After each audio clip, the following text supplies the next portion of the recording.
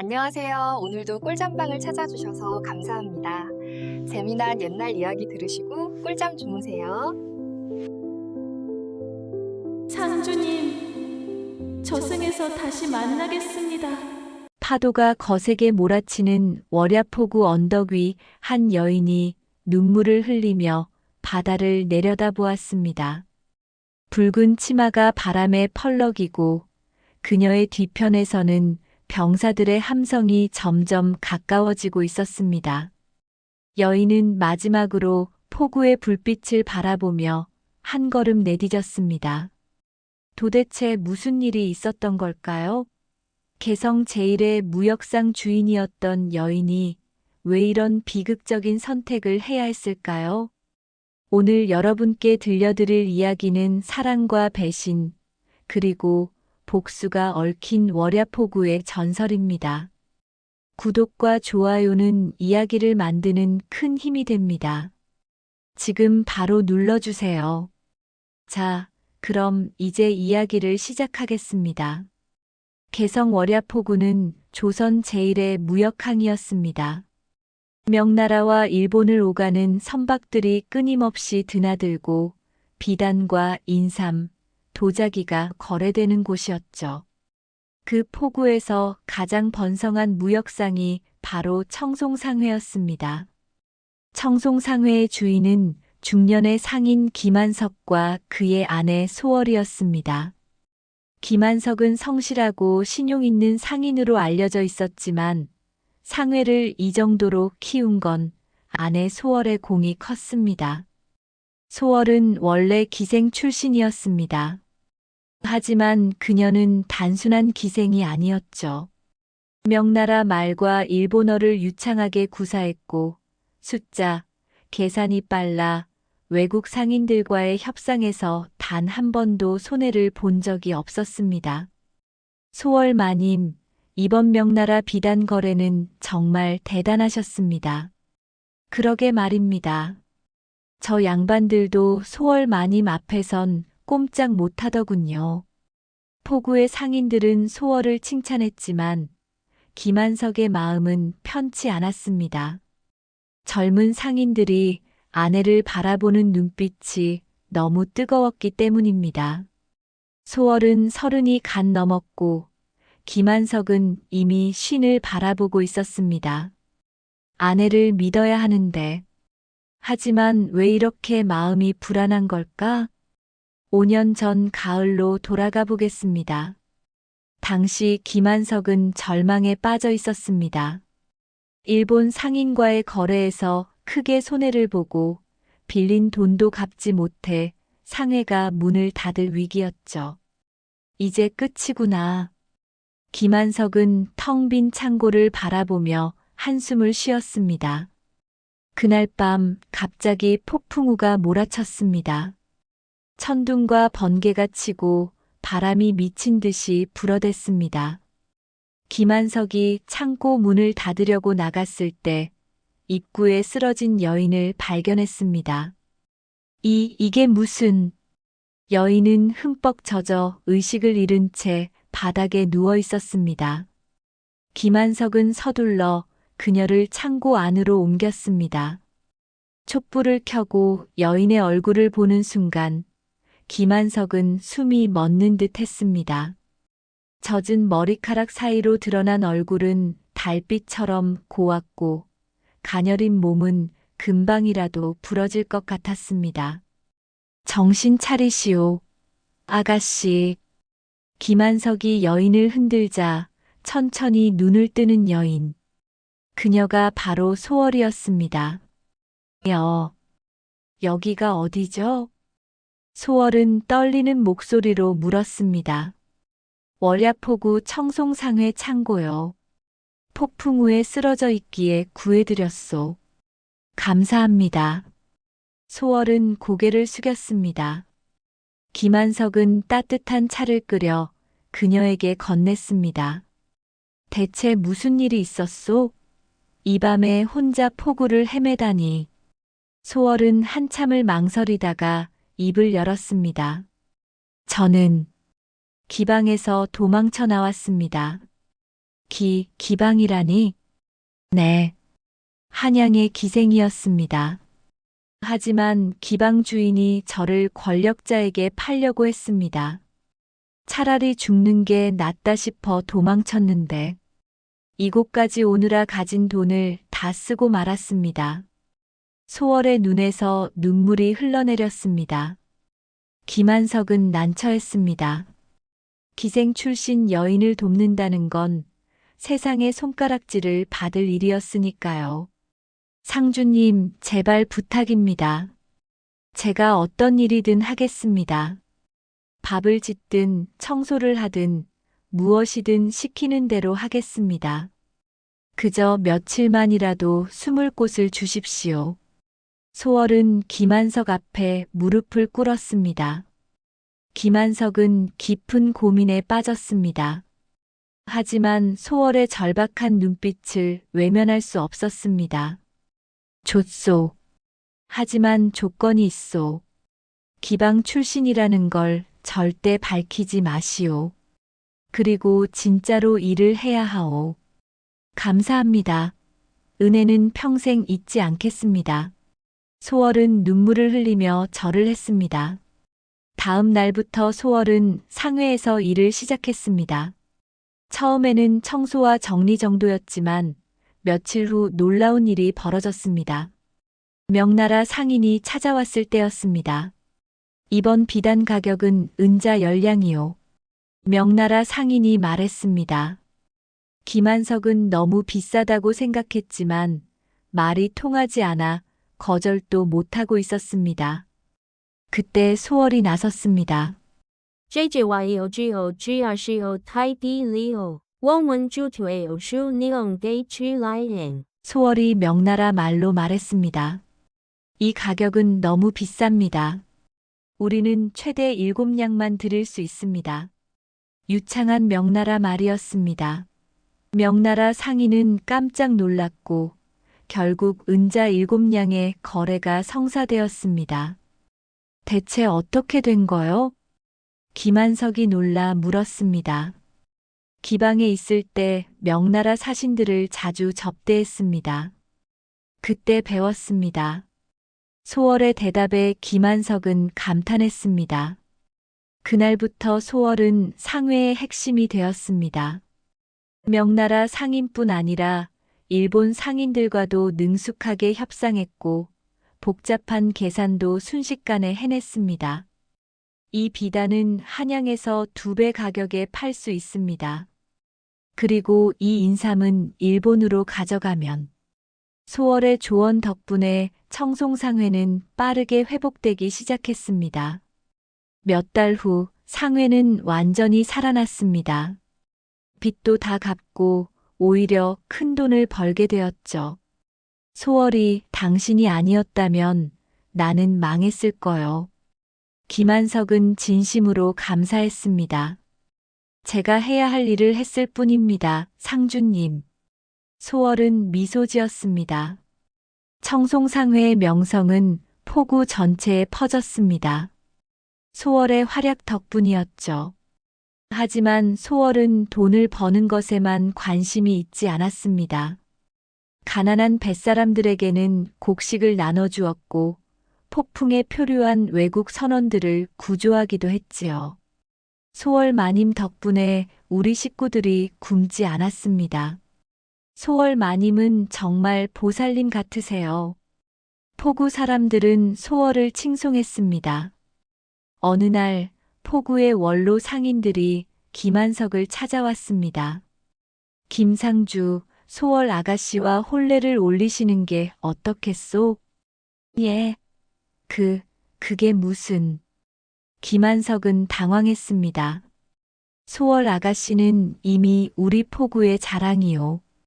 그리고 김상주를 얼마나 존경하고 따르는지 모르는 사람이 없소. 신분이 어떻고 나이가 어떻고 할 게 아니라 두 분은 천생연분이요. 원로들의 말에 김한석은 고개를 떨구었습니다. 나는 너무 늙었소. 소월이는 아직 젊은데. 그런 말씀 마시오. 소월 아가씨의 마음을 한번 물어보시오. 그날 저녁 김한석은 용기를 내어 소월에게 물었습니다. 소월이 혹시 나와 혼인할 생각이 있소? 소월은 잠시 놀란 듯 했지만 곧 환한 미소를 지었습니다. 상주님, 저는 상주님께서 제게 새 삶을 주셨다고 생각합니다. 기방에서 죽을 뻔했던 저를 구해주시고 사람 대접을 해주셨습니다. 이 목숨 다하는 날까지 상주님 곁에서 은혜를 갚고 싶습니다. 정말이요? 김한석의 눈에서 눈물이 흘러내렸습니다. 네, 진심입니다. 두 사람은 그렇게 혼인을 약속했습니다. 한 달 후 월야포구 전체가 축제 분위기였어요. 김한석과 소월의 혼례식이 열렸기 때문이었죠. 두 분의 앞날에 축복이 가득하길. 청송상회 만세. 포구 사람들의 축하 속에서 두 사람은 백년가약을 맺었습니다. 그날 밤 포구의 하늘에는 보름달이 환하게 떠 있었어요. 혼례 후 청송상회는 더욱 번창했습니다. 소월은 이제 김한석의 정식 아내가 되어 더욱 당당하게 무역 일을 관리했습니다. 소월 마님, 이번 일본 거래는 정말 대박이었습니다. 역시 소월 마님이십니다. 상인들의 칭찬이 쏟아졌지만 김한석의 표정은 점점 어두워졌어요. 문제는 소월에게 쏟아지는 시선 때문이었죠. 젊은 상인들은 물론이고 포구를 찾는 외국 상인들까지 소월의 미모에 넋을 잃곤 했습니다. 김상주는 정말 복도 많으시오. 저런 아름다운 부인을 두시다니. 소월 마님의 웃음소리만 들어도 하루가 행복합니다. 이런 말들이 김한석의 귀에 들어올 때마다 그의 가슴은 답답했습니다. 나는 이제 50이 넘었는데 소월이는 아직 30이 갓 넘었을 뿐이야. 저 젊은 사내들을 볼 때마다 소월이의 마음이 흔들리는 건 아닐까? 어느 날 저녁 김한석은 소월이 외국 상인과 웃으며 이야기하는 모습을 보았습니다. 단순한 업무 대화였지만 김한석의 눈에는 그 모습이 너무 친밀해 보였습니다. 여보, 무슨 생각을 그리 하세요? 소월이 다가와 물었습니다. 아무것도 아니요. 김한석은 고개를 돌렸습니다. 혹시 제가 잘못한 게 있나요? 아니요. 당신은 아무 잘못이 없소. 김한석은 쓴웃음을 지었습니다. 밤이 깊어갈수록 김한석의 불안은 커져만 갔습니다. 아내를 사랑하면 할수록 그녀를 잃을까봐 두려움은 커져만 갔지요. 그리고 며칠 후 청송상회에 한 젊은 선비가 찾아왔습니다. 몰락한 양반 출신으로 끼니조차 거르며 포구를 떠돌던 청년이었습니다. 제발 일자리를 주십시오. 무엇이든 하겠습니다. 김한석은 그 청년을 보며 묘한 예감이 들었습니다. 마치 운명의 톱니바퀴가 돌아가기 시작하는 듯한. 그 청년의 이름은 윤태경이었습니다. 윤태경은 몰락한 양반 가문의 후손이었으며 어릴 적 집안이 기울어 재산을 모두 잃고 홀어머니마저 병으로 여의었다고 했지요. 한문과 숫자, 계산을 잘한다고 하셨소? 네, 어릴 적 서당에서 배웠습니다. 장부 정리나 계약서 작성 같은 일은 자신 있습니다. 윤태경의 눈빛은 간절했습니다. 김한석은 청송상회가 커지면서 복잡해진 장부 관리에 골머리를 앓고 있던 중이었거든요. 명나라, 일본과의 거래가 늘어나면서 계약서도 많아졌고 세금 계산도 복잡해졌죠. 좋소. 일단 한 달만 일해보시오. 실력을 보고 정식으로 받아들이겠소. 감사합니다. 윤태경은 깊이 절했습니다. 다음 날부터 윤태경은 상회의 뒤편 작은 방에서 장부를 정리하기 시작했는데 그의 실력은 탁월했습니다. 엉켜있던 거래 내역을 깔끔하게 정리했고 누락된 세금 항목도 찾아냈습니다. 윤선비 정말 대단하오. 김한석은 감탄했습니다. 상주님, 제가 정리하다 보니 명나라 비단 거래건에 빠진 금액이 있습니다. 그래? 얼마나? 은자 3냥입니다. 아마 계산 착오인 듯 합니다. 윤태경의 꼼꼼함에 김한석은 흡족해하며 앞으로 모든 장부는 윤선비가 관리하시오. 그리고 월급도 넉넉히 드리겠소. 감사합니다, 상주님. 윤태경은 정식으로 청송상회의 회계를 맡게 되었습니다. 며칠 후 소월이 윤태경의 방을 찾아와 윤선비, 이번 일본 거래 계약서 좀 확인해 주시겠어요? 아, 네. 마님. 윤태경은 얼굴이 빨개지며 계약서를 받았습니다. 소월의 아름다움에 처음엔 말을 제대로 잇지 못했죠. 이 조항이 좀 애매한 것 같아서요. 선비님 생각은 어떠세요? 소월이 윤태경 옆에 앉으며 물었습니다. 아, 이건 일본 상인들이 자주 쓰는 표현입니다. 물품 인도 후 3일 이내라는 뜻입니다. 역시 윤선비는 박학하시네요. 소월의 칭찬에 윤태경은 더욱 얼굴이 붉어졌습니다. 그 모습을 멀리서 지켜보던 김한석의 눈빛이 흔들렸습니다. 윤태경이 상회에 온 지 한 달이 지났는데 그는 성실하고 똑똑했으며 무엇보다 정직했습니다. 김한석은 그를 진심으로 신뢰했습니다. 자연스럽게 윤태경은 소월과도 일을 함께하는 일이 많아졌지요. 외국 상인과의 계약서를 검토하고 무역 물품의 가격을 계산하고 세금 문제를 상의했습니다. 마님, 이번 명나라 인삼거래는 정말 대단하셨습니다. 보통 은자 10량에 팔리는 걸 15량에 파셨으니 윤태경이 감탄하며 말하자. 후후, 명나라 상인이 급하게 필요로 하는 걸 알았거든요. 때를 잘 봐야 해요. 소월이 웃으며 대답하자. 역시 마님의 해안은 정말 대단하십니다. 두 사람은 나이도 비슷했습니다. 소월은 32, 윤태경은 29이었죠. 자연스럽게 편하게 이야기를 나누게 되었습니다. 윤선비, 이 한자가 무슨 뜻인지 모르겠어요. 아, 이건 합의 도달이라는 뜻입니다. 제가 설명해 드리죠.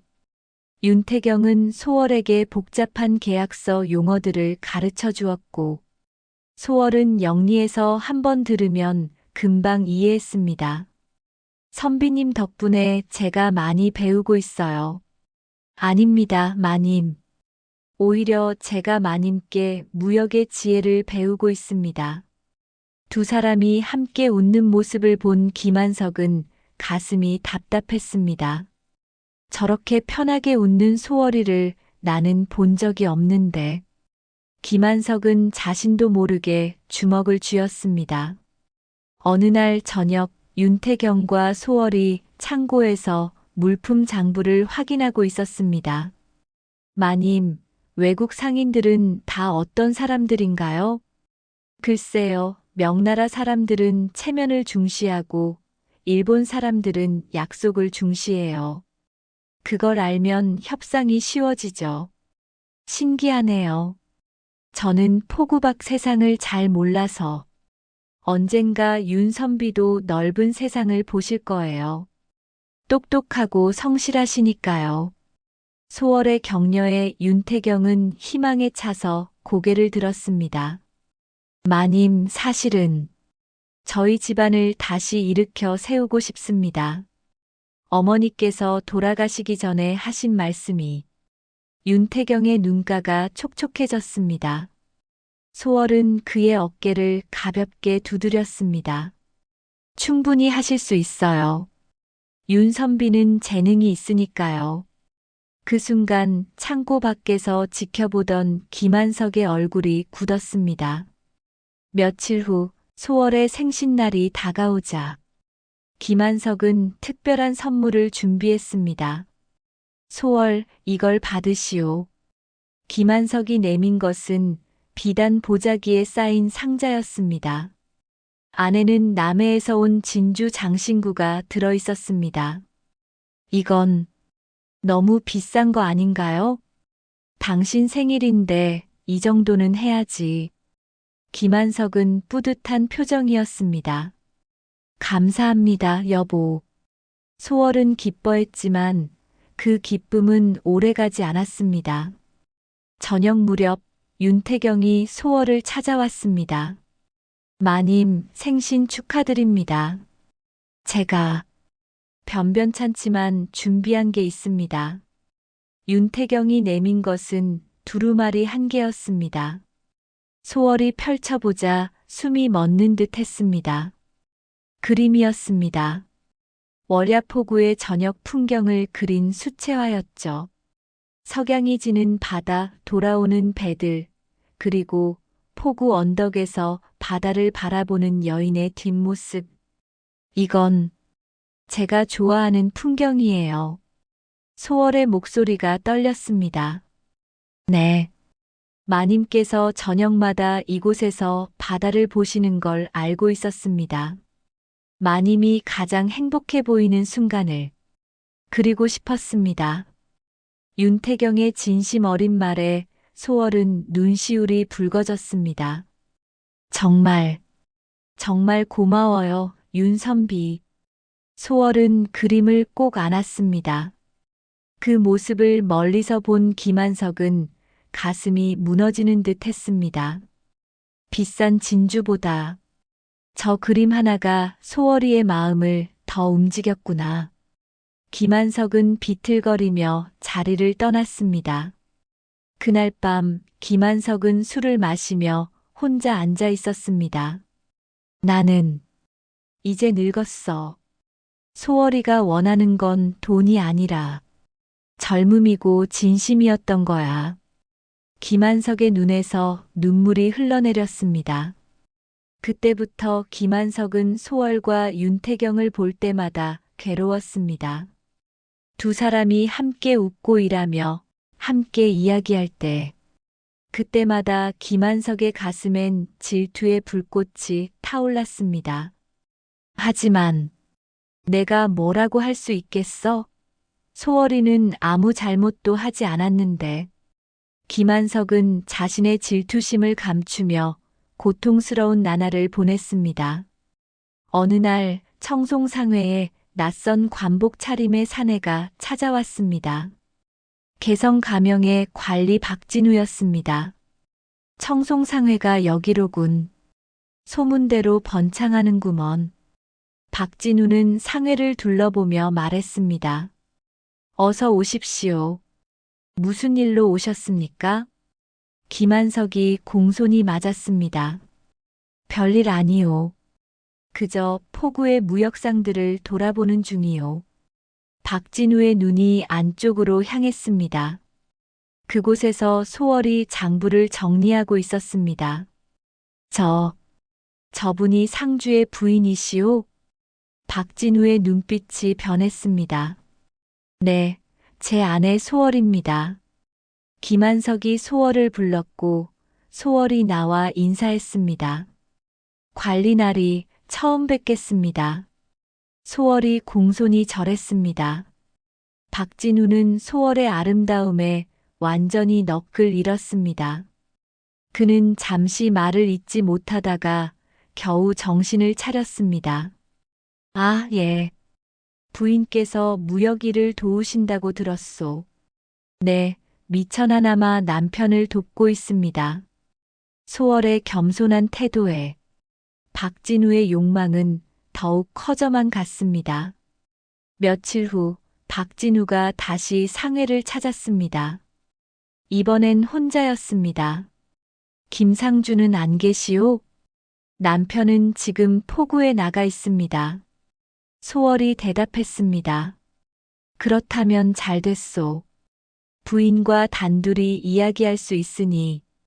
박진우가 소월에게 다가갔습니다. 소월은 본능적으로 한 걸음 물러났습니다. 부인, 나와 함께 한양으로 갑시다. 내가 부인께 진정한 권력과 부를 드리겠소. 박진우가 은자 주머니를 꺼내 테이블에 던졌습니다. 무슨 말씀이십니까? 소월은 당황했습니다. 늙은 상인에게 묶여 사는 것보다 나와 함께라면 한양의 권력 중심에 설 수 있소. 부인 같은 여인은 그럴 자격이 있소. 박진우의 눈빛은 욕망으로 가득했습니다. 나리, 저는 이미 혼인한 몸입니다. 그런 말씀은 다시는 하지 말아 주십시오. 소월은 단호하게 거절했습니다. 뭐라고? 박진우는 자신이 거절당한 것에 충격을 받았습니다. 제발 돌아가 주십시오. 저는 남편을 사랑합니다. 소월의 단호한 태도에 박진우는 분노로 얼굴이 붉어졌습니다. 좋소. 좋아. 후회할 것이오, 부인. 박진우는 은자를 집어들고 상회를 나섰습니다. 그의 눈빛엔 위험한 빛이 감돌았습니다. 박진우가 위협적으로 다가온 그날 밤, 소월은 깊은 고민에 빠졌습니다. 요즘 김한석이 자신과 윤태경을 볼 때마다 불편해하는 걸 눈치챘기 때문입니다. 여보는 저와 윤선비를 오해하고 계신 것 같아. 아무 일도 없다는 걸 증명해야 해. 소월은 한 가지 계획을 떠올렸습니다. 김한석에게 자신과 윤태경 사이엔 아무것도 없다는 걸 보여주기 위해 일부러 그들의 관계가 가깝다는 오해를 만든 뒤 진실을 밝히기로 한 것입니다. 그럼 서방님께서도 안심하시겠지. 다음 날 저녁 소월은 윤태경을 창고로 불렀습니다. 윤선비, 부탁이 있어요. 무슨 부탁이신지요, 마님? 오늘 밤 제가 시키는 대로 좀 해주세요. 남편께서 저희 사이를 오해하고 계신 것 같아서 그 오해를 풀고 싶어요. 소월이 설명하자 윤태경은 고개를 끄덕였습니다. 알겠습니다, 마님. 밤이 깊어오자 소월은 김한석이 지나가는 시간을 계산해 윤태경과 창고에서 만났습니다. 윤선비, 손을 잡아주세요. 그리고 제 어깨에 손을 올려주세요. 네, 마님. 둘은 연극을 시작했습니다. 윤태경이 소월의 어깨에 손을 올리고 미래에 대한 이야기를 나누는 척했습니다. 언젠가는 더 넓은 세상을 볼 수 있을까요? 윤태경이 대본대로 말했습니다. 그럼요. 분명 그렇게 될 거예요. 소월이 대답했습니다. 바로 그때 예정대로 김한석이 창고 앞을 지나갔습니다. 달빛 아래 두 사람의 그림자가 겹쳐 보였습니다. 김한석은 그 자리에 얼어붙었습니다. 역시 내 예감이 맞았구나. 김한석의 눈에서 눈물이 흘러내렸습니다. 그는 비틀거리며 그 자리를 떠났습니다. 자, 이제 됐어요. 이따가 서방님께 진실을 말씀드리면. 소월이 미소 지으며 말했을 때 윤태경의 표정이 굳었습니다. 마님, 상주님께서 보셨습니다. 방금 지나가셨어요. 뭐라고요? 소월은 깜짝 놀라 밖을 봤지만 김한석은 이미 사라진 뒤였습니다. 어떡하죠? 계획은 나중에 진실을 말하는 거였는데. 소월은 당황하며 김한석을 찾아 달려갔습니다. 하지만 김한석은 방문을 걸어 잠그고 아무 대답도 하지 않았습니다. 여보, 오해해요. 문 좀 열어주세요. 소월이 문을 두드렸지만 아무 소리도 들리지 않았습니다. 방 안에서 김한석은 바닥에 주저앉아 있었습니다. 그의 눈에선 끊임없이 눈물이 흘러내렸습니다. 나는 이제 완전히 소월이를 잃었구나. 늙은 나를 버리고 젊은 윤태경을 선택한 거야. 김한석의 가슴은 산산조각이 났습니다. 그날 이후 김한석은 완전히 달라졌습니다. 소월과 눈도 마주치지 않았고 상회 일에도 관심을 잃었습니다. 여보, 제발 말씀 좀 들어보세요. 그건 오해예요. 소월이 애원했지만 김한석은 고개도 돌리지 않았습니다. 오해라고? 내 눈으로 똑똑히 봤소. 당신과 윤태경이 얼마나 다정하게. 김한석의 목소리는 차가웠습니다. 아니에요. 그건 당신의 오해를 풀기 위한 연극이었어요. 진실을 말씀드리려고. 그만하시오. 더 이상 듣고 싶지 않소. 김한석은 방문을 닫았습니다. 그날부터 김한석은 술로 날을 보냈습니다. 상회의 일은 모두 소월과 윤태경에게 맡겼고 자신은 포구의 술집에서 하루 종일 술만 마셨습니다. 김상주, 이러시면 안 됩니다. 포구 사람들이 말렸지만 소용없었습니다. 내가 뭘 잘못했나? 아내를 사랑한 게 죄인가? 늙은 게 죄인가? 김한석은 중얼거리며 술잔을 비웠습니다. 청송상회의 활기는 점점 사라져갔습니다. 소월은 눈물을 흘리며 상회를 지켰지만 김한석의 마음은 돌아오지 않았습니다. 바로 그때 불길한 소식이 들려왔습니다. 박진우 나리께서 개성 가명의 밀무역 단속 책임자가 되셨답니다. 앞으로 포구의 모든 무역이 그분의 손을 거쳐야 한대요. 상인들은 불안해했습니다. 박진우는 과거 소월에게 거절당한 후 복수심을 품고 있었으니까요. 며칠 후 박진우가 관병들을 이끌고 포구에 나타났습니다. 오늘부터 모든 무역 장부를 검사하겠다. 박진우의 선언에 상인들은 긴장했습니다. 특히 청송상회는 철저히 조사하겠다. 박진우의 눈빛이 차갑게 빛났습니다. 소월은 불길한 예감에 온몸이 떨렸습니다. 윤선비, 우리 장부에 문제 없죠? 물론입니다, 마님.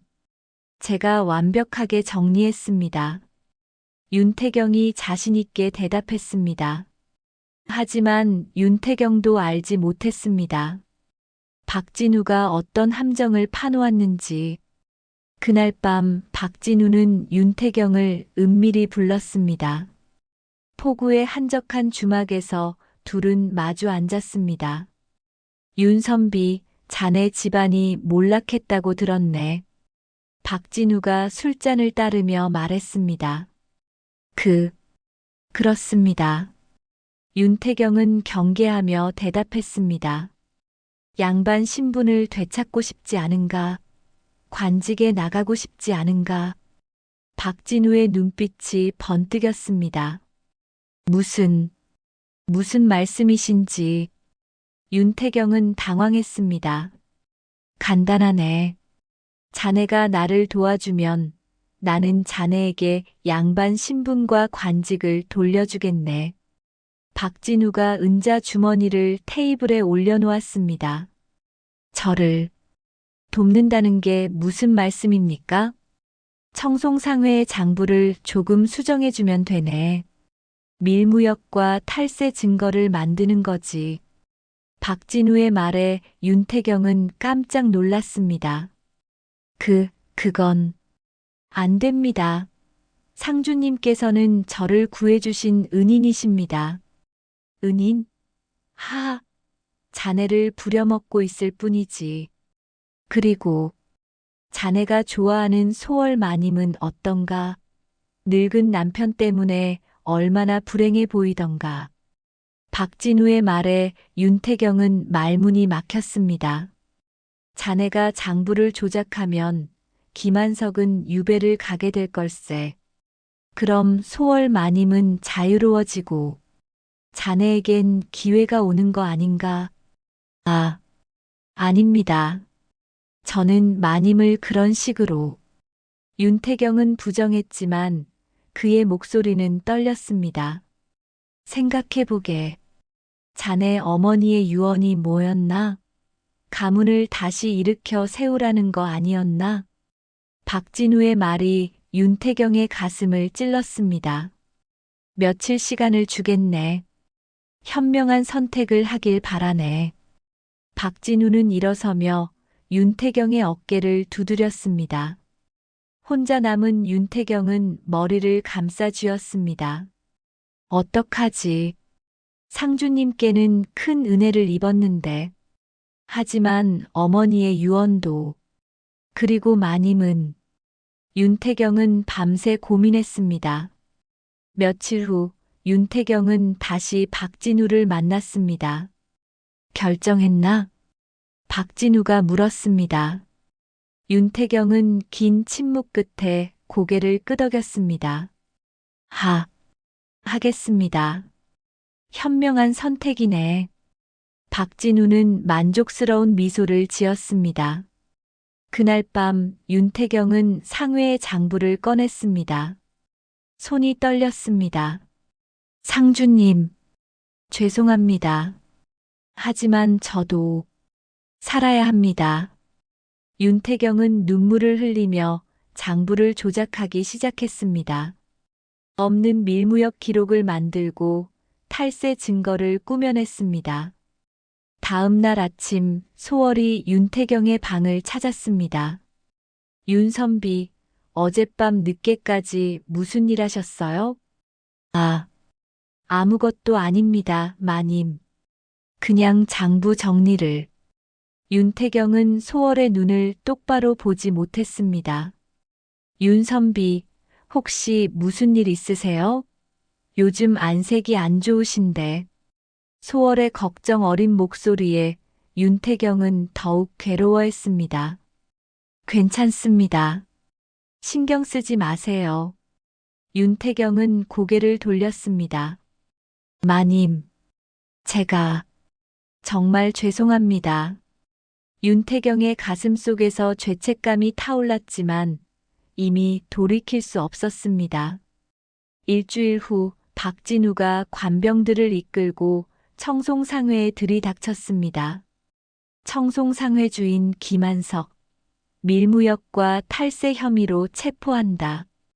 박진우의 선언에 상회는 순식간에 아수라장이 되었습니다. 무슨 소리요? 우리 상회는 깨끗하오. 김한석이 항변했습니다. 증거가 있다. 장부를 압수하라. 관병들이 상회의 장부들을 모두 가져갔습니다. 여보, 이건 누명이에요. 소월이 울부짖었지만 관병들은 김한석을 끌고 갔습니다. 가명에서 신문이 시작되었습니다. 이 장부를 보라. 명나라에서 금지된 물품을 몰래 들여온 기록이 명백하다. 박진우가 조작된 장부를 내밀었습니다. 그럴 리가 없소. 내가 한 번도. 그리고 세금도 속였다. 실제 거래액의 절반만 신고했지. 박진우의 추궁에 김한석은 어안이 벙벙했습니다. 장부를 관리한 사람이 누구냐? 그건 윤태경이라는 선비가. 그 윤태경을 데려오라. 잠시 후 윤태경이 끌려왔습니다. 그는 고개를 들지 못했습니다. 윤태경, 이 장부가 내가 작성한 것이 맞느냐? 예, 맞습니다. 윤태경의 대답에 김한석은 믿을 수 없다는 표정이었습니다. 그럼 이 밀무역 기록도 사실이냐? 예. 상주님께서 시키신 대로 기록했습니다. 뭐라고? 김한석은 벌떡 일어났습니다. 윤태경, 자네가 무슨 거짓말을. 나는 한 번도. 상주님, 거짓말하지 마십시오. 제가 다 기록했습니다. 윤태경의 거짓 증언에 김한석은 눈앞이 캄캄해졌습니다. 네. 내가 왜? 내가 자네를 그렇게 믿었는데. 김한석의 목소리가 떨렸습니다. 증거와 증인이 명확하다. 김한석은 재산 몰수와 변방 유배형에 처한다. 박진우의 선고에 김한석은 바닥에 주저앉았습니다. 안 돼. 여보. 밖에서 지켜보던 소월이 울부짖었습니다. 다음 날 김한석은 포구 한가운데서 조리돌림을 당했습니다. 밀무역을 한 죄인이다. 탈세를 한 죄인이다. 사람들이 돌과 썩은 채소를 던졌습니다. 김한석은 피투성이가 되어 쓰러졌습니다. 여보. 소월이 달려갔지만 관병들이 막았습니다. 소월, 미안하오. 내가 당신을 지키지 못했소. 김한석이 피를 흘리며 중얼거렸습니다. 아니에요. 당신은 아무 잘못이 없어요. 이건 누명이에요. 소월의 절규도 소용없었습니다. 김한석은 곧바로 유배지로 끌려갔습니다. 김한석이 유배를 떠난 후 청송상회의 모든 재산은 관에 몰수되었습니다. 소월은 하루아침에 모든 걸 잃었습니다. 마님, 나리께서 부르십니다. 관병이 소월을 박진우의 저택으로 데려갔습니다. 화려한 저택 안 박진우가 기다리고 있었습니다. 소월 마님, 오랜만이요. 박진우의 눈빛이 음흉하게 빛났습니다. 왜 이러시는 겁니까? 남편은 아무 잘못도 하지 않았어요. 소월이 소리쳤습니다. 잘못? 내가 만들어준 잘못이지. 마님이 나를 거절한 대가요. 박진우는 비웃었습니다. 이 사람이. 소월은 분노로 온몸이 떨렸습니다. 마님은 이제 내 거요. 김한석은 이미 죽었소. 뭐라고요? 소월의 얼굴이 새하얗게 변했습니다. 유배 가던 중에 병으로 죽었다고 하더군. 늙은 몸이 긴 여행을 견디지 못한 게지. 박진우의 말에 소월은 비명을 질렀습니다. 안 돼. 여보. 소월은 바닥에 쓰러져 울부짖었습니다. 슬퍼하지 마시오. 이제 마님은 자유요. 나와 함께 새로운 삶을. 닥쳐요. 당신 때문에 남편이. 소월은 박진우에게 달려들었지만 관병들이 그녀를 붙잡았습니다. 방에 가더라. 마님이 진정할 때까지. 박진우의 명령에 소월은 저택의 방에 갇혔습니다. 방 안에서 소월은 하루 종일 울었습니다. 김한석을 향한 그리움, 자신의 어리석음에 대한 후회, 박진우를 향한 증오. 모든 감정이 뒤섞였습니다. 여보, 제가 그때 연극 같은 걸 하지 않았다면, 당신과 제대로 이야기를 나눴다면. 소월은 자책했습니다. 며칠 후 윤태경이 박진우의 저택을 찾았습니다. 날이 약속하신 것을. 양반 신분과 관직? 걱정 말게. 곧 서류를 만들어주지. 박진우는 대충 대답했습니다. 그리고 소월 마님은. 마님? 자네가 신경 쓸 일이 아니네. 마님은 이제 내 사람이니까. 박진우의 말에 윤태경은 가슴이 찢어지는 듯 했습니다. 마님, 제가 저지른 일이. 윤태경은 비틀거리며 저택을 나왔습니다. 그날 밤 그는 한강 다리 위에 서서 물을 내려다보았습니다. 차라리 죽는 게 나을까? 하지만 죽을 용기도 없었습니다. 윤태경은 그저 눈물만 흘렸습니다. 박진우의 저택에 갇힌 지 일주일이 지났습니다. 소월은 겉으로는 순종하는 척했지만 마음속으로는 복수를 계획하고 있었습니다. 남편의 원수를 갚아야 해. 그리고 나도 그의 곁으로 가야 해. 소월은 기생시절 배운 기술들을 떠올렸습니다. 담장 넘는 법, 자물쇠 여는 법, 그리고 독을 다루는 법. 마님, 식사 시간입니다. 하녀가 음식을 가져왔습니다. 고맙습니다. 그런데 혹시 부엌에 갈 수 있을까요? 제가 직접 음식을 만들고 싶어서요. 소월이 조심스럽게 물었습니다. 날있게 여쭤보겠습니다. 하녀가 박진우에게 물었고 박진우는 허락했습니다. 마님이 마음을 여는 것 같군. 좋아, 허락하라. 다음 날부터 소월은 부엌을 드나들 수 있었습니다. 그녀는 저택의 구조를 파악하고 탈출 경로를 찾았습니다. 뒷담 쪽에 경비가 약해. 밤에 저곳으로 넘어가면. 소월은 기회를 기다렸습니다. 일주일 후 달이 없는 어두운 밤이 왔습니다. 소월은 준비를 마쳤습니다. 날이 오늘 밤 특별히 제가 만든 음식을 대접하고 싶습니다. 소월이 박진우에게 말했습니다. 마님이 직접? 좋소. 박진우는 기뻐했습니다. 하지만 소월의 계획은 달랐습니다. 음식에 독을 타는 게 아니라 탈출이었습니다.